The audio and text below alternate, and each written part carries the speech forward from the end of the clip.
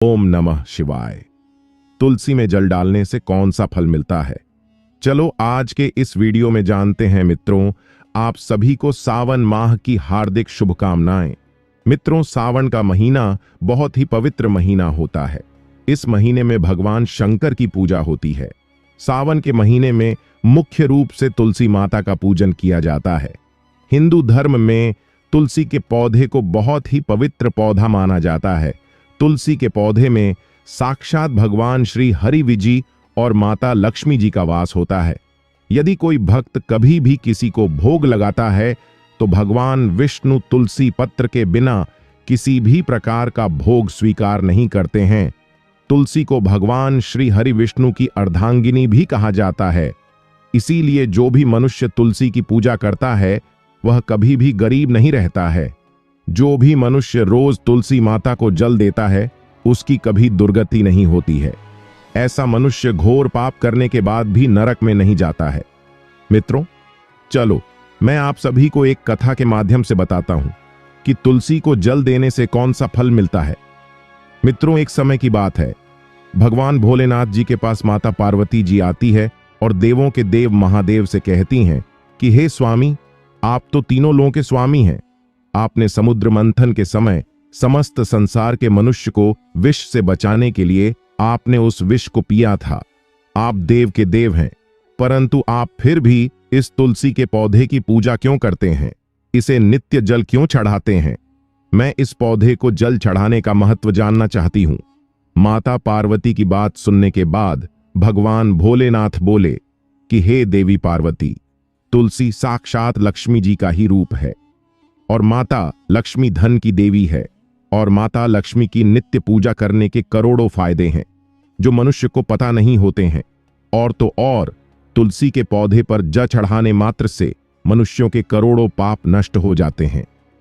हे देवी पार्वती, तुलसी का महत्व तो बहुत है, परंतु इसका खास महत्व सावन माह में होता है। हे देवी पार्वती, चलो मैं तुम्हें तुलसी को जल देने का महत्व बताने से पहले तुम्हें एक अत्यंत प्राचीन कथा सुनाता हूं। इस कथा के माध्यम से तुम्हें तुम्हारे सारे प्रश्नों के उत्तर मिल जाएंगे।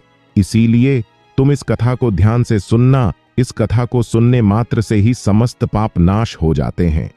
अब माता पार्वती कहती हैं, हे प्रभु, मैं इस कथा को अवश्य सुनना चाहती हूं। कृपया आप मुझे वह कथा सुनाइए, मैं इसे पूरे ध्यान से सुनूंगी। तब भगवान भोलेनाथ माता पार्वती को तुलसी को जल देने के महात्म की कथा सुनाते हैं कि हे देवी पार्वती, तुलसी को जल देने के पीछे एक प्राचीन इतिहास छुपा हुआ है जो बहुत ही उत्तम और पुण्य फल प्रदान करने वाला है। हे देवी पार्वती, पूर्व काल की बात है। देवपुरी में दिवाकर नाम का एक ब्राह्मण रहता था। वह जन्म से तो ब्राह्मण था, किंतु वह कर्म से भ्रष्ट कपटी बुद्धि वाला था। वह कंबल तथा चमड़ा आदि बेचकर धन कमाता था। साथ ही वह सभी से बहुत झूठ बोलता था। उस ब्राह्मण का मन हमेशा बुरे काम करने में लगा रहता था। वह सभी के यह पर चोरी करता था। उसको वेश्यागमन और जुए की बहुत बहुत बुरी आदत थी। उसने अपने जीवन में कभी पुण्य के काम नहीं किए थे। वह सिर्फ कहने का ब्राह्मण था। उसने कभी भी शास्त्रों का अध्ययन नहीं किया, कभी पूजा पाठ भी नहीं किया। सदैव अपना मन दूसरों के धन को पाने के लिए लगाए रखता था। दूसरों की स्त्रियों को देखते ही उसकी लार टपकती थी। वह दिन में जो भी धन कमाता था वह उस धन को रात्रि में वेश्याओं के साथ रात बिता के उनके साथ गमन में खत्म कर देता था। इस प्रकार से वह अत्यंत पापी दिवाकर ब्राह्मण अपना जीवन केवल पाप के कार्यों को करने में अपना जीवन व्यतीत करता था। वह इतना कपटी ब्राह्मण था कि उसने अपने मुख से कभी भगवान श्री हरि विष्णु का नाम भी नहीं लिया था और न कभी देवी देवताओं का पूजन किया था। मित्रों, अब भगवान भोलेनाथ कहते हैं कि हे देवी पार्वती, इस प्रकार से पाप करते हुए उस दिवाकर ब्राह्मण को अनेक वर्ष बीत जाते हैं। फिर एक दिन उस दिवाकर ब्राह्मण ने खरीदी और बिक्री करने के लिए अरुणाचल नगरी पहुंच जाता है। अब उस नगर के पास से नर्मदा नदी बहती थी। वह नदी बहुत ही पावन थी, इसलिए उस नदी में स्नान करने के लिए दूर दूर से बहुत से लोग आया करते थे। जब वह दिवाकर ब्राह्मण वहां पहुंचा तो उसने देखा कि आज भी वहां पर कई सारे ब्राह्मण आए हुए हैं और भी बहुत से लोग वहां पर है। वह ब्राह्मण उसी नदी के किनारे के एक आश्रम में ठहरता है। तो वह वहां देखता है कि उस आश्रम में तो अनेक विद्वान ब्राह्मण हैं जो पुराणों का पठन तथा भगवान विष्णु की स्तुति करने में मग्न है। अब वह पाखंडी ब्राह्मण दिवाकर भी ढोंग करता हुआ वहीं पर उनके साथ रुक जाता है, और उन विद्वान ब्राह्मणों के साथ जब वह रुकता है तो उसे भी भगवान श्री हरि विष्णु का नाम सुनने का उसे अवसर मिल जाता है। क्योंकि उस ब्राह्मण को बिक्री करनी थी तो वह वहीं पर कुछ दिन रुक जाता है। अब वह वहां पर जब रुकता है तो वहां पर आए लोगों ने गायों का पूजन करके ब्राह्मणों को भोजन कराया।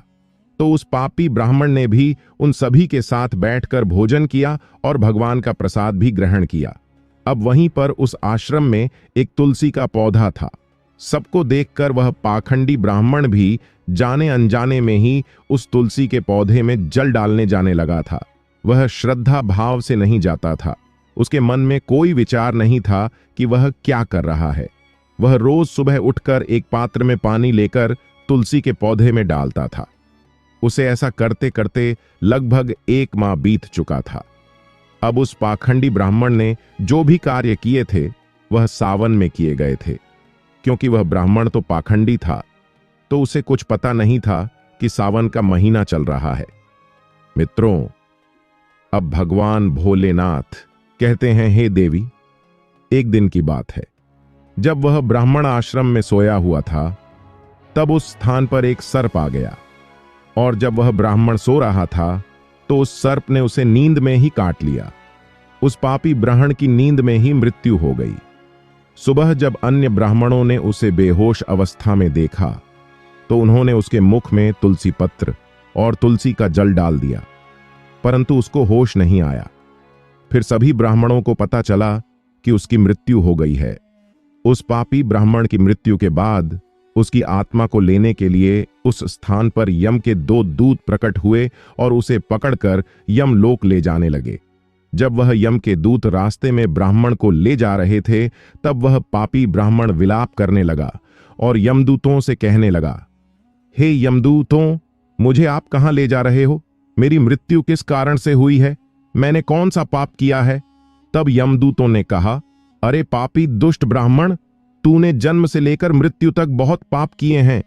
तेरे पापों के कारण ही जब तू सो रहा था तभी एक काले सर्प ने तुझे काट लिया और तेरी मृत्यु हो गई। अब हम तुझे यमलोक लेकर जा रहे हैं। वहां पर यमराज तेरे पाप कर्मों का लेखा जोखा देखेंगे और निश्चित ही तुझे वे नरक में डालेंगे। उन यमदूतों की बात सुनकर वह ब्राह्मण जोर जोर से विलाप करने लगा और उन यमदूतों से क्षमा याचना करने लगा। किंतु यम के दूतों को उस पर जरा सी भी दया नहीं आई, क्योंकि वे मृत्यु के देवता की आज्ञा का पालन कर रहे थे और वे उसे पीटते हुए यमलोक लेकर गए। जब यम के दूत उस ब्राह्मण को लेकर यमराज के सामने पहुंच गए तो यमराज के पास बैठे हुए चित्रगुप्त ने उस ब्राह्मण के जन्म से लेकर मृत्यु तक के कर्मों का लेखा जोखा निकाला और यमराज से कहने लगे, हे महाराज, इस ब्राह्मण ने तो बचपन से लेकर मृत्यु तक पाप ही पाप किए हैं। इसने कोई पुण्य का काम ही नहीं किया है। यह तो महापाप है। तब यमराज बोले कि अरे, इसे तुरंत ही मेरी नजरों से दूर कर दिया जाए और कुंवर भी पाप नरक में डाल दिया जाए। अब यमराज जी उस दूत से कहते हैं, हे दूत, जीवन भर पाप करने वाले इस दुष्ट ब्राह्मण को उठाकर ले जाओ और इसे कुंभी पाक नरक में डाल दो। यमराज के आदेशों का पालन करते हुए उस पापी ब्राह्मण को लेकर चले गए और उसे बड़े बड़े मुदगर से पीटने लगे, जिससे उस ब्राह्मण का मस्तक टूट गया और वे उसे कुंभी पाक नामक नरक में ले गए। उस भयंकर नरक में खोलते हुए तेल के बड़े बड़े घड़े थे, जिसके नीचे भयंकर अग्नि धधक रही थी। यमराज के आदेशों का पालन करते हुए उन यमराज के दूत ने उस ब्राह्मण को उस खोलते हुए तेल के घड़े में डाल दिया। मित्रों, अब भगवान भोलेनाथ कहते हैं कि हे देवी पार्वती, लेकिन जैसे ही वह ब्राह्मण उस खोलते हुए तेल के घड़े में गिरा, वह तेल तुरंत ही एकदम से ठंडा पड़ गया। इस विचित्र घटना को देखकर उस यम के दूत को बड़ा आश्चर्य हुआ। उसने सोचा कि अरे, ऐसा पहले कभी नहीं हुआ। आज इस ब्राह्मण को इसमें डालने पर यह ठंडा कैसे हो गया। उसने कितने ही पापियों को उस तेल के घड़े में डाला था, वे सभी उस खोलते तेल में गिरकर छटपटा लगते थे। लेकिन जैसे ही वह ब्राह्मण उस तेल में गिरा, तब वह तेल अचानक से शांत और शीतल हो गया। इस आश्चर्यजनक घटना को देखते ही वह यमदूत तीव्र गति से दौड़ता हुआ सीधा यमराज जी के पास जा पहुंचा। तब उस दूत को इतना घबराया हुआ देखकर यमराज ने पूछा, हे दूत, क्या बात है? आखिर तुम इतनी तीव्र गति से दौड़ते हुए क्यों आ रहे हो? फिर वह दूत कहता है, हे यमराज, आपने जिस ब्राह्मण को कुंभी पाक नरक में डालने के लिए कहा था, तो हमने वैसा ही किया, और जैसे ही हमने उसे कुंभी पाक नरक में डाला, तब नरक की अग्नि बुझ गई और वह खोलता हुआ तेल भी बिल्कुल ठंडा पड़ गया। अब यमराज जी कहते हैं, हे दूत, यह तो बड़ी ही विचित्र घटना है, ऐसा तो पहले कभी नहीं हुआ। अब यमराज भी अपने मन में विचार कर रहे होते हैं। तभी उस स्थान पर देवर्षि नारद जी पधार हैं। देवर्षि नारद को देखकर यमराज अत्यंत प्रसन्न होते हैं और उन्हें प्रणाम करके उनका स्वागत करते हैं। फिर यमराज नारद जी से कहते हैं, हे देवर्षि, आप उचित समय पर आए हैं। हमने आज एक अत्यंत पापी ब्राह्मण को कुंभी पाक नरक में गिराया है, किंतु उसके गिरते ही नरक की अग्नि ठंडी पड़ गई है और खोलता हुआ तेल भी शीतल बन गया है। यमराज जी की बात सुनकर देवर्षि नारद जी यमराज जी से कहने लगते हैं, हे धर्मराज, आपने जिस ब्राह्मण को भी पाक नरक में डाला है, वह नरक में डालने योग्य नहीं है, क्योंकि इस ब्राह्मण के द्वारा अनजाने में ही ऐसा कर्म हो गया है जो नरक का नाश करने वाला है। जो मनुष्य पुण्य करने वाले लोगों के साथ रहता है, उसे उनके पुण्य का भाग्य फल मिल ही जाता है। और यह ब्राह्मण तो 1 महीने तक भगवान विष्णु के भक्तों के साथ रह चुका है। इस ब्राह्मण ने एक आश्रम में रहते हुए नित्य तुलसी को जल अर्पण किया है, इसीलिए यह बहुत बड़ा पुण्यवान बन गया है। इसके समस्त पाप नष्ट हो गए हैं। यह ब्राह्मण अब स्वर्ग लोक जाने का अधिकारी बन गया है। इस ब्राह्मण ने अनजाने में ही इतना पुण्य कमाया है जो जन्म जन्मांतर में मनुष्यों को प्राप्त नहीं होता है। इसीलिए आप इसे नरक में न पकाओ। इस ब्राह्मण के पापों के लिए इसे केवल इतना दंड दो, इसे नरक लोक का दर्शन कराओ। मित्रों, अब भगवान भोलेनाथ कहते हैं कि हे देवी पार्वती, अब देवर्षि नारद जी की बात सुनकर यमराज अत्यंत प्रसन्न होते हैं और उस ब्राह्मण को कुंभी पाक नरक से निकाल कर लाते हैं और अपने दूतों से कहते हैं, हे दूत, इस ब्राह्मण महात्मा को ले जाओ और संपूर्ण नरकों का दर्शन कराओ। अब यमराज की बात को सुनकर यम के दूत उस ब्राह्मण को ले जाते हैं और संपूर्ण नरकों का दर्शन कराते हैं। वह इस प्रकार से यम के दूत उस ब्राह्मण को संपूर्ण नरकों का दर्शन कराते हैं और फिर से यम लोक में ले जाते हैं और फिर वह ब्राह्मण एक यक्ष बन जाता है। अब भगवान भोलेनाथ कहते हैं कि हे देवी पार्वती, जैसे मुझे कैलाश पर्वत प्रिय है, वैसे ही जो मनुष्य नित्य तुलसी की पूजा करता है, तुलसी को जल देता है, वह मुझे सबसे अधिक प्रिय है। उस मनुष्य की कभी दुर्गति नहीं होती है, वह कभी नरक में नहीं जाता है। जिन घरों में तुलसी का पौधा सदैव ही हरा भरा रहता है, उस घर में सुख शांति और समृद्धि बनी रहती है। हे देवी, साथ ही भगवान विष्णु की पूजा में और उन्हें चढ़ाए जाने वाले भोग में तुलसी के पत्र अवश्य होने चाहिए, क्योंकि तुलसी पत्र के बिना भगवान विष्णु किसी भी प्रकार का भोग स्वीकार नहीं करते हैं। इसीलिए प्रत्येक घर में तुलसी का पौधा अवश्य होना चाहिए। अगर आपके घर में तुलसी है तो सुख शांति और समृद्धि के लिए तुलसी को चुनरी अवश्य चढ़ाने चाहिए। हमेशा ध्यान रहे कि तुलसी का पौधा चुनरी के बिना अधूरा होता है। तुलसी केवल एक पौधा नहीं है, बल्कि वह देवी है। वह त्रिलोक के स्वामी भगवान विष्णु पत्नी है। इसीलिए तुलसी को चुनरी अवश्य ही चढ़ाना चाहिए। इससे पति पत्नी में प्रेम और विश्वास बढ़ता है। घर में रहने वाली महिलाएं सदा सुहागिन और सौभाग्यशाली रहती हैं। तुलसी का विवाह भी अवश्य करना चाहिए। इससे मनुष्य के सभी दुखों का अंत होता है और सांसारिक जीवन सुखमय बीतता है। तुलसी के पौधे के पास अपने मुख से कभी भी कोई अपशब्द नहीं बोलना चाहिए। तुलसी के पास भूल से भी जूते चप्पल अथवा झाड़ू पोंछा नहीं रखना चाहिए। ऐसे किए जाने वाले कार्यों को शास्त्रों में पाप माना गया है। जहां पर तुलसी का पौधा होता है तो उस स्थान के आसपास आपको भूल कर भी थूकना नहीं चाहिए। तुलसी के पास जल से भरा हुआ पात्र भी नहीं रखना चाहिए। तुलसी के पौधे के पास दीपक जलाने के बाद दीपक को वहां से हटा देना चाहिए, क्योंकि तुलसी के नीचे बुझा हुआ दीपक रखना अशुभ माना जाता है। जिस स्थान पर भी तुलसी का पौधा होता है उस स्थान को हमेशा ही स्वच्छ रखना चाहिए। इसीलिए नियमित रूप से तुलसी के पौधे के पास साफ सफाई का ध्यान रखें। तुलसी के पौधे में शिवलिंग और गणेश जी की प्रतिमा नहीं रखनी चाहिए। साथ ही तुलसी के गमले में अन्य किसी भी प्रकार का पौधा भी लगाना इसे भी अशुभ माना जाता है। तुलसी के पौधे के पास कपड़े भी नहीं सुखाने चाहिए, अन्यथा कपड़ों से गंदा पानी तुलसी के पौधे पर गिर सकता है। ध्यान रहे, तुलसी के पौधे को नाखून से नहीं तोड़ना चाहिए, इससे तुलसी का अपमान होता है।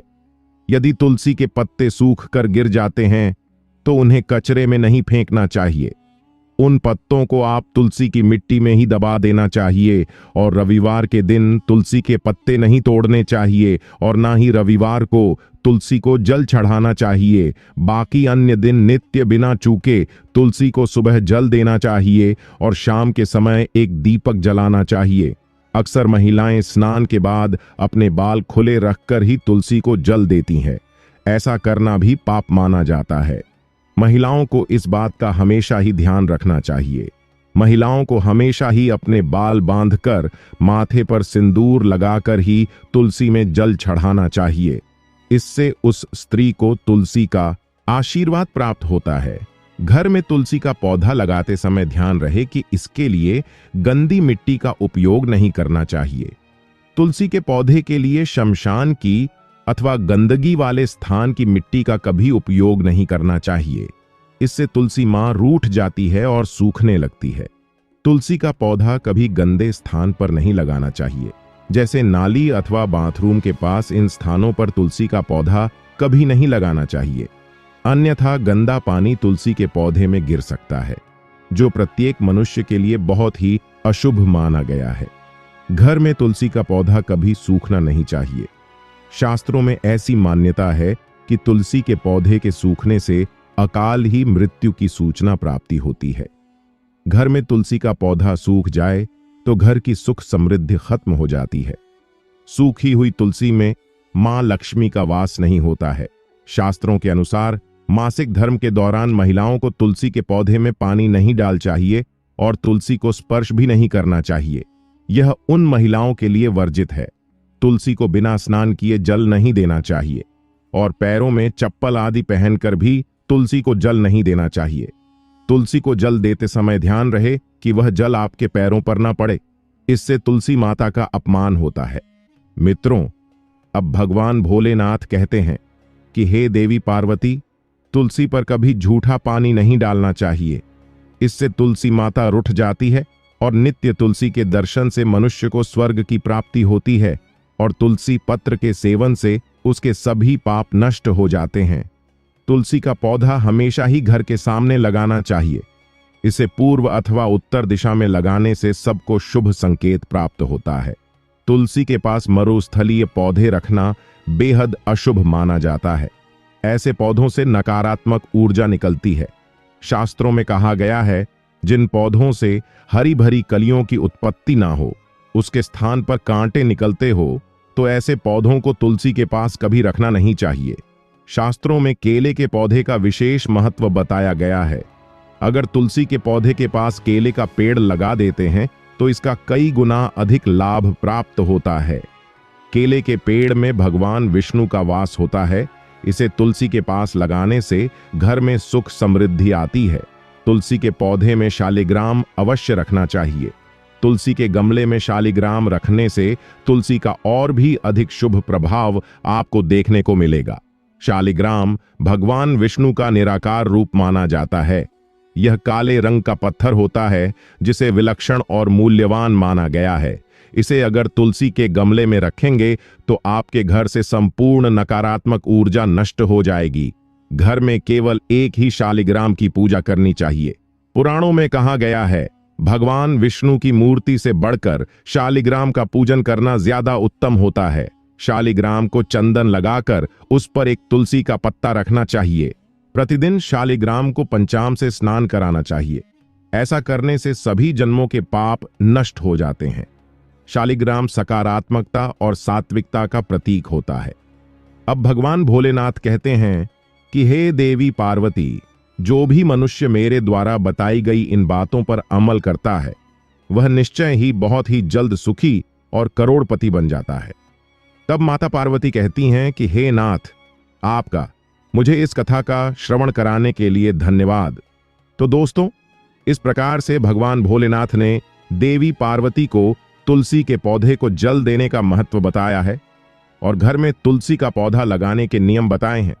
मित्रों, जो भी मनुष्य भगवान भोलेनाथ के द्वारा बताई गई इन बातों पर चलता है तो अवश्य ही उसे पुण्य की प्राप्ति होती है और काल भी उसका कुछ नहीं बिगाड़ सकता है। मित्रों, आपको हमारे द्वारा सुनाई गई कथा कैसी लगी, हमें कमेंट करके अवश्य बताना। साथ ही मित्रों, आप सभी से विनम्र निवेदन है कि आप सभी लोग इस चैनल को भी अवश्य सब्सक्राइब कर लेना ऐसे ही वीडियो देखने के लिए, और इस वीडियो को अपने सभी मित्र बंधुओं में शेयर अवश्य करना। मित्रों, आप सभी का वीडियो को यहां तक देखने के लिए दिल से धन्यवाद।